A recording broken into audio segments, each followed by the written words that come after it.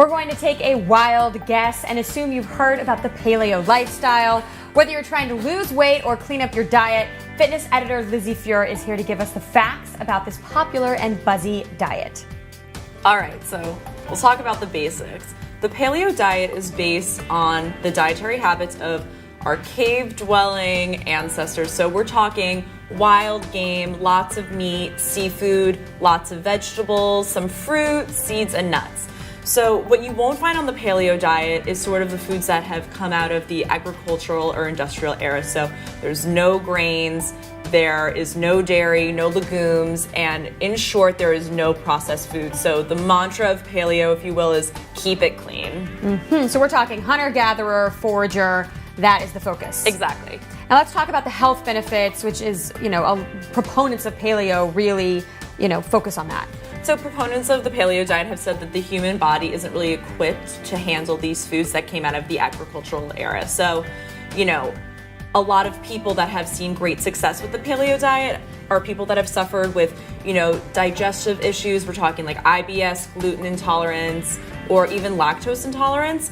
People that have cut these foods out of their diet have seen great success. So that's a lot of the reason that paleo has been getting a lot of, buzz and hype in the last couple of years is because, when you cut out those foods, our bodies are really reaping the benefits. Okay, now another benefit that everyone is interested in is weight loss. Weight loss. So how does paleo stack up in that way? All right, so studies have shown that a diet that is high in protein and low in carbs is the best for you to lose weight.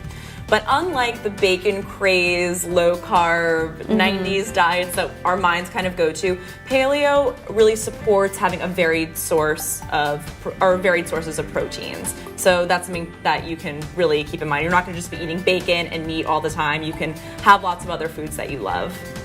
All right, now you actually experienced the paleo lifestyle yourself. I did. So what is your verdict? So I really love this lifestyle change.